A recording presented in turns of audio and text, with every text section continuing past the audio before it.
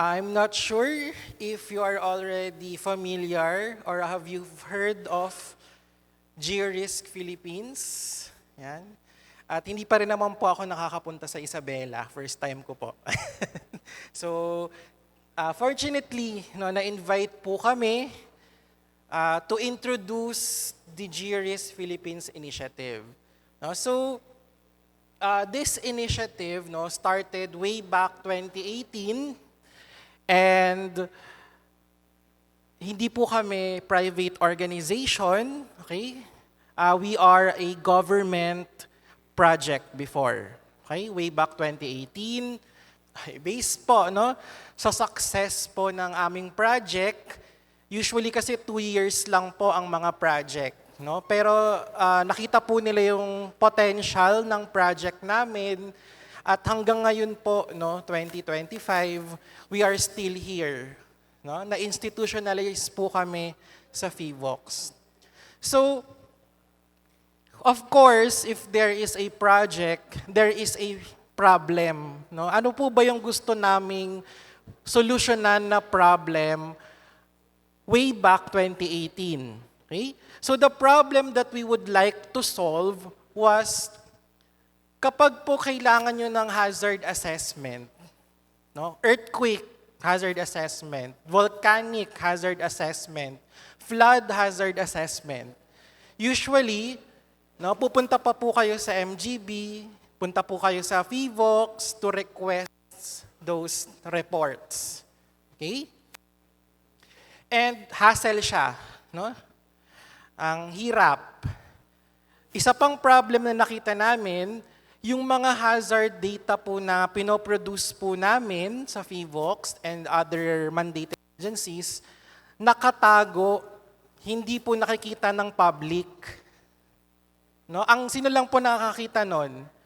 GIS analysts, mappers, planners, DRR, Hindi siya nakikita ng pangkaraniwang Pilipino.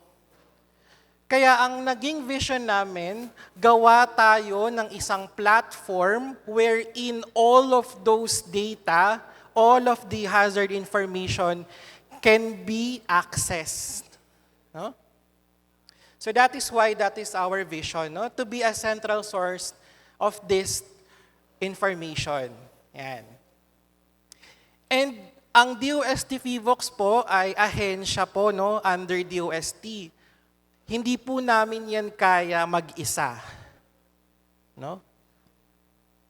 Kailangan po namin ng tulong ng ibang ahensya para mabuo po namin yung central source. Kaya po nakapag-collaborate kami, kasama yan sa aming mission is to provide or to have collaboration among different sectors. And since nasa DOST rin po tayo, kami, we also yung paggamit ng technology. Ayaw po naming mapag-iwanan tayo ng ibang bansa, lalo na pagdating sa mga information. Okay? So during our start, marami po kaming partner. Yan, Pag-asa. Yan, sila ma'am, partner namin yan. Collaborators namin sila. MGB, DPWH, OCD, DOH, DepEd. So tinap namin lahat ng agencies. Contribute nyo naman po or i-share nyo naman po yung inyong information na gine-generate sa system po namin. Okay? And thankfully, they all agreed. Ito yung data. Okay? So meron na kami, ang dami naming data. So ayaw naming maging USB ng mga data na to. Ayaw naming maging warehouse ng mga data. We want to use this data. Ayaw namin siyang nakatenga lang dyan sa database namin. So ano pong ginawa namin with all those data that we collected from different agencies? We produce platforms or applications. So number 1 would be GeoMapper PH. So introduce ko po ito sa inyo, itong 4 na ito for this afternoon. Next, we have the GeoAnalytics PH. Yan po yung pinaka-popular po namin na application. kami po sa GRISC ang gumawa niyan. Kaya ka-color namin sila, no? Okay? And our most recent application na na-produced would be the PlanSmart Ready to Rebuild. Okay, so it's a rehab tool, no? Rehab and recovery tool. So i-introduce ko po ito isa-isa. So let's start. Okay? So first, naisip namin, no, may mga data kami, information kami ng hazard, may PSA data. Bakit hindi natin gamitin yung data na ito to produce analysis? No? This analysis, nakikita ko yan lagi sa CLUP, sa SIDRA, PDPFP, LCCAP. Sobrang daming plans na nakikita ko itong mga analysis o produced in GeoAnalytics. So ano ba yung pinoproduce in GeoAnalytics? So it calculates land area na prone sa isang hazard, it calculates yung demography, and it calculates din yung mga critical facilities. So to demonstrate further, ganito siya, yung napoproduce niya. Okay? Pag nag-visit kayo sa aming site, okay, ito ang mapoproduce niya. Yung nakikita niyo sa screen po ninyo is Baguio City. And what you're looking at, yung mga colors po na yan po ang kanilang rain-induced landslide na galing po sa MGB. So ano pong ginagawa ni GeoAnalytics? Kakalculate ni GeoAnalytics ilan po yung percentage ng lupain ng Baguio City ang exposed or merong landslide. So dito sa image, wag naman po tayo magulat, no? Kasi ang Baguio ay slopes, no? So 97% daw po ng lupain ng Baguio ay exposed sa landslide. So ito po yung pangkaraniwang nakikita sa mga planning, itong mga data na to. Hindi lang po yun, no? Yung percentage niya ng lupa, naka-disaggregate siya per level of susceptibility. Like, ilang percentage ng land area yung nasa red or yung high. So, yun yung ginagawa ni GeoAnalytics. No? So, hindi lang po landslide, pwede ring flood. So, depende po yan sa gusto nyo pong analysis na gawin. The next one, pwede rin po siya, since nakuha na natin, na-calculate natin yung land area, calculate na rin natin yung demography. No? So may PSA data kayo, kami na merong hawak kaming PSA data, gamitin na natin siya. No? So this one, it provides you also with the demographic information of those people or individual na prone dun sa hazard. Ang maganda rin dito, ayan din po dun sa bar graph, nakalagay din po kung sino yung nasa high, ilang tao yung nasa moderate, nasa least susceptible. So naka-disaggregate din siya. Okay? And the City Health Office pala, no, of Surigao, ang ginawa nila, in-screenshot nila yung mga analysis na yan, and they included it in their plan. Okay, so you can also do that. I-cite nyo lang po yung website namin. Okay? Disclaimer lang po na 2015 po yung gamit naming data as of now, pero i-update po namin siya pag lumabas na po yung 2025 ng PSA data. Okay? Yan. And then our second application is PlanSmart Ready to Rebuild. Yan. So, it is in partnership with OECD and World Bank. Ginawa namin siya. So, merong rehab and recovery plan workbook or guidebook po yung World Bank. Okay? And then we have these applications. Pinagsama lang namin siya. Ginawa namin siyang web application and na-produce na si PlanSmart. Okay? Since this application is used for rehab and recovery, the information that is required na i-enter nyo dun sa app is sensitive. Kaya kailangan po may credentials po kayo when you access yung app na ito. Okay, so ano po bang ginagawa ng PlanSmart, no? So, si PlanSmart, ang gagawin niya, tatanungin niya kayo, ano po yung disaster na gusto nyong paghandaan? No, it could be typhoon, it could be an earthquake, could be volcanic eruption. Basta tatanungin niya kayo, you have to know ano po ba yung disaster na gusto nating paghandaan, and then mag-fill out lang po kayo ng mga information dyan. Okay? So fill up lang kayo ng information, Chapter 1, Chapter 1, LGU profile, Chapter 2, mga projected impacts of a disaster, hanggang sa matapos nyo na fill upan lahat ng questions kay PlanSmart. May budgeting pa yan nakasama, how much yung tingin yung ilalaanin yung budget, sino yung mga funding source na gusto natin hinga ng tulong, etc., etc. No? So marami siyang tinatanong. And at the end of yung pagsagot po ninyo, pag pindot nyo po ng generate, ito na siya. Okay? So hindi na kayo magbubukas ng document, di ba, pagka gagawa kayo ng report. PlanSmart, tinemplate na natin siya. Kahit itong mga mapa na nakikita nyo po dun sa document, hindi po kayo mag-GIS. No?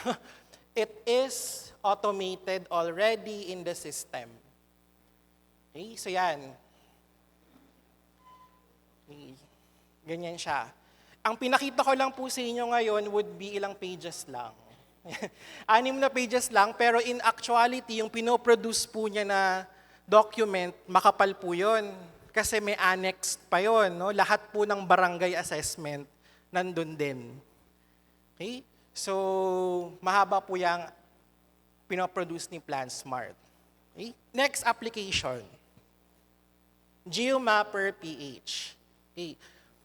So, napansin po kasi namin when we go to the provincial LGUs, mga yan, no, municipal, or even the barangay level, no, pag pupunta kami and we try to ask if meron silang data that they could share, no, with us, usually hindi nag-exist or incomplete yung data nila.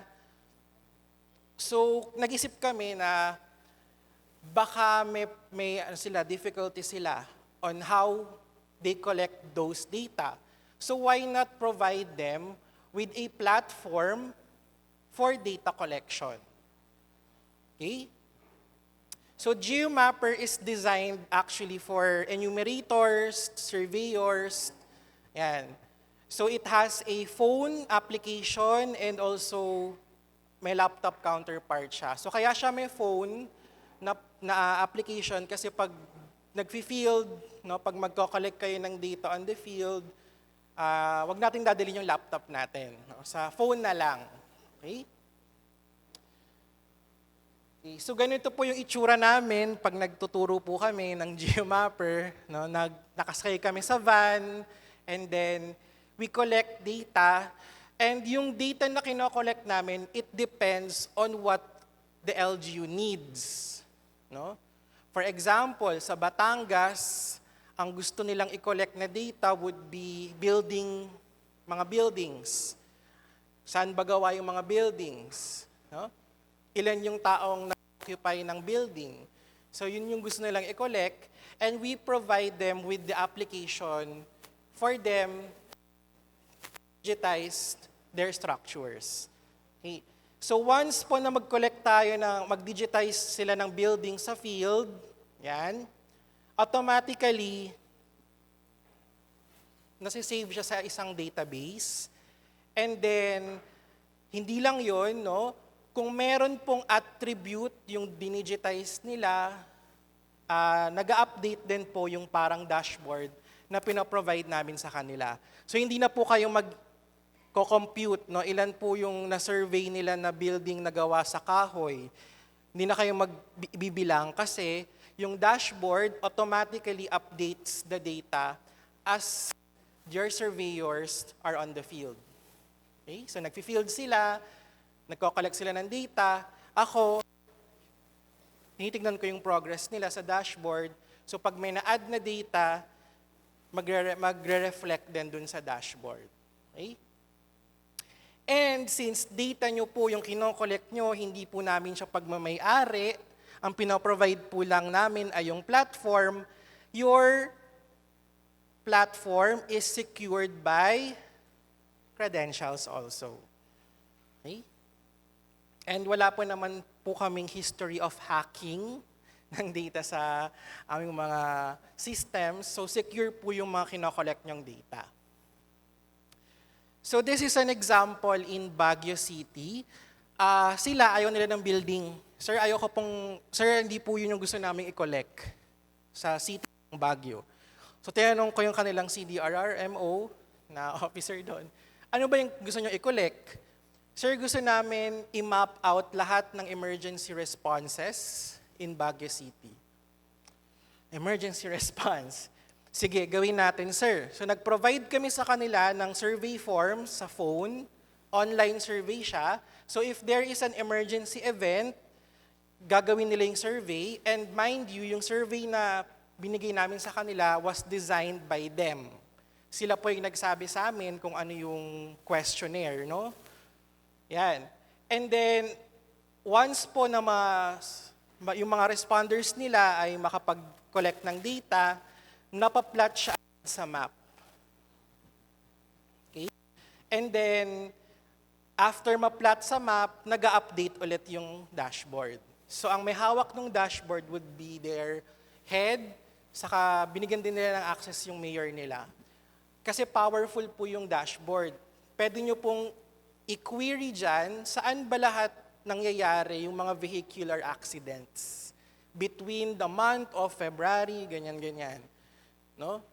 And papakita niya sa'yo kung nasaan yung mga vehicular accidents na yon based dun sa mga nag-survey, no, yung mga responders mo, papakita niya sa'yo dun sa map. Hindi lang, data na to ay very sensitive. Why? Kasi once they collect their data, may option doon to take a photo or a video of said incident. So very sensitive na po yung mga data na kasi nakikita rin po sa dashboard pong ma-view yung mga photo ng accident or incident, no, na nangyayari. Okay? So, ganun siya. And hanggang ngayon, ginagamit nila. Kasi ayaw na kasi nila daw mag-pen and paper when they are reporting. So, digital na lahat. Yan. Okay, this is an example of a dashboard for the province of Antique sa San Jose de Buenavista. Okay? Medyo magulo lang yan. Okay, hindi siya ganyan. Pero basically, kung ano man yung data na meron sila, CBMS data, cell sites data, daycare center data, agricultural projects point data, they can give it to us at gawin natin siyang dashboard. No? So, yan yung ginagawa naming service sa San Jose de Buenavista. So bakit ba important na mag-collect ng data? Ina-encourage namin ang mga LGU to collect their own data. Okay? Or to digitize na rin yung buildings. No? So this is an example sa Legazpi City, sa Albay. Yung nakikita nyo pong pink na mga rectangular na shape, yan po yung mga digitized buildings nila. And yung nakikita nyo po na rainbow, that is your tsunami hazard na naka-layout dyan. So pag nag-digitize po tayo ng buildings, pwede pong bilangin ng system, ilan po ba dyan sa mga building na yan yung tinamaan ng tsunami?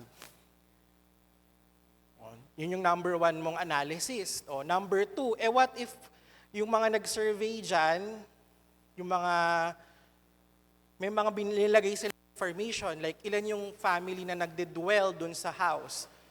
Meron ka ng pangalawang analysis ngayon. how many families are affected by the tsunami. Diba? Naglagay rin sila, yung mga surveyors nyo, na dito sa area na to, lahat wooden houses, gawa sa bamboo, gawa sa nipa. So most probably, nasa shore pa yung mga buildings na yon. So most probably, si system, sasabihin niya dun sa mga buildings na yon, baka kailangan mag-evacuate ng mga nandun, no? During a tsunami. May tsunami. So, napaka-powerful po, no, ng data on the ground. Yun nga yung tinatawag, no? Mahirap kasi yung top-down approach. Very generalistic yung ating analysis. Pero kapag ganito po yung pagkuha natin ng data, this one is called from the bottom-up approach. Kasi napaka-specific ng analysis ang pwede nating makuha when we have these types of surveys, no? Mahirap, yes, pero there are some LGUs that is going na in this route. No, kasi alam na nila eh. Ilan ba yung fishermen na nandoon sa bahay na yon? Ay, nandito yun sa data namin eh. Pipindutin lang nila yung building. Okay, nag-survey kami dyan. Okay, 5 sila. So pagka nagkaroon ng ayuda or ng anything, alam nila, hindi sila madadaya. No? Kasi yung approach natin, scientific, science-based, at nandyan yung proof. No? Hindi tayo nagbibilang sa hangin. 80%, 70%, saan nanggaling yun? No? So maganda, may survey data po kayo. Okay, so hindi lang po LGUs yung kumakatok sa pinto namin. Ayan. We also have NGAs. No? Humingi ng help ang DTI kasi yung mga MSMEs, yung addresses ng MSMEs, inaccurate. No? Kasi kapag ka po kayo ay mag-register ng business, hindi naman nilolocate sa map yun, di ba? Address lang ang bibigay sa'yo. Ito yung address ng business ko, ito yung type of business ko, okay na. However, pag plot namin sa map, na address lang yung meron kami, trinay namin ang best namin, hindi namin malocate lahat ng MSMEs. Okay? So bakit ba siya importante? But sir, bakit kailangan yan i-locate? Kasi yung mga MSMEs po, pagka po ni-run namin siya for hazard assessment, may mga inaccuracies na nangyayari. No, pag nasa ilog yung point ng isang MSMEs, no, prone na agad siya sa flooding, of course. Kasi yun yung na-detect ng system eh. No? So hindi naman kasi accurate yung data nyo eh. So ganun yung mangyayari. So inaccurate raw data, pag pre-process mo siya, inaccurate din yung result. So ano yung decision na mangyayari? Inaccurate. Di ba? Ganun yun. Garbage in, garbage out. Di ba? So sabi namin sa DTI, huwag kayong susuko. Okay? Eto, may geomapper tayo. Can you try to move the point dun sa talagang building nila? Sa inyo naman sila nagpapasa ng papeles, di ba? Yung mga businesses. So mako-correct nyo, no? Pag nagpasa ulit sila ng permit or nag-renew sila, i-abisuhan nyo na pakilocate po sa mapa kung saan po yung inyong business. Ayan, no? So yun na yung ginagawa ngayon ng DTI. We provide them with the platform to correct the location of their MSMEs. So may training kami July. No, may training ulit kami sa July. May mga bago silang mga auditors, di ko alam ang tawag doon, pero quality checkers, so sila yung mag-aayos ng MSME data. Okay. So ano po ba yung advantages kapag po ang inyong survey na ginagawa ay online? Kasi ang survey po or ang geomapper po can only be done as of now online survey po. So number one advantage, yung pag-collect nyo po ng data real time. So whatever the enumerators are collecting or the field, submitted agad yan sa database namin. Avoid redundancy. We have an experience na kapag offline po kasi yung ginawa niyong survey, pagka labas nila, no, nag-field work na sila, pagbalik, parehas barangay yung na-assign. No? So hindi nyo siya nakikita kasi offline method. Pero sa online, kita nyo agad na merong duplication of work na nangyayari kasi namomonitor nyo po yung progress nila. Number 3 na advantage, yung corruption of data. Nako, marami na po ako na-experience niya. No? Offline method yung ginamit, nagpunta sa arawan, 8 hours nag-field, pagbalik sa office, pagpasa ng data, corrupted. Okay? Pero sa online method, once na i-submit nila yung kanilang survey, it will already be saved sa database namin. So walang corruption of data ang mangyayari. Wala pong kailangan na reinstallation pag nag-update. Karamihan po ng mga GIS software, binili nyo ngayon, 2 years after, outdated na. No? Pero since online tayo, lahat ng updates na gagawin po namin, automatic siya. You don't need to do anything. Walang installation, walang click ng folder, walang no anything anymore. Okay? And then, ito nga po, easy to monitor and to manage the data. No? And then, naka-cloud storage po kami. So, ibig sabihin, kahit po walang memory yung phone na gagamitin, diretso po yung pasok ng data sa aming cloud. So, kahit full po yung memory ninyo, pwede po kayong makapag-survey. Ito mahalaga, free. Lahat po ng applications namin walang bayad. Okay? All you need to do is to have a MOA with us para ma-access po lahat ito. And then unlimited users. Marami po kasing mga software, pagdating mo sa 15 users, may bayad na. No? So, may subscription pa. No? So yan. So sa amin, free, unlimited din. And sabi ko nga po, yung data po na kinokollect nyo, hindi po kami yung nagmay-ari dyan, kasama po yun sa MOA natin. Lahat po ng i-collect ng data would be owned by the LGU. Ibig sabihin, nada-download po ng LGU ninyo yung data. Yung iba kasi na software, pag nag-collect kayo using that, meron pang downloading fee. No? Or worse, hindi nyo na magagamit yung data nyo outside of their software. So yun yung mga predator, yung mga nag-aalok ng mga software na yan. And then, o-overlay natin yung mga hazard information na pinoproduce namin sa Feebox. Like yung ginawa ko po kanina, yan, in-overlay ko po si tsunami. So nagagawa natin sa application. Okay? And then also, pwede po tayong mag-print ng mga simple maps. No? Yan. Ano ang disadvantages ng online? Siyempre, internet connectivity. No? So paano po yung mga bayan or barangay na walang internet? So ang ginagawa nung iba, ang style po nung ibang LGU, kasi nasanay na sila sa online eh. Mukhang maginhawa yung buhay ng online nila na survey. Gawa nila, may bit-bit silang Starlink. Meron pang charger. Lalaki. Akyat silang bundok sa survey daw sila. Okay. And then also, yung server namin, tandaan nyo po, nationwide po ang hawak namin, no? Nag-share po tayo ng mga servers. No? So minsan po nagda-down ng server namin and may oras din po yung server namin. 8 to 5 po. No? So hindi po kayo pwedeng mag-digitize, mag-fieldwork ng weekends or ng mga after po na mga gabi.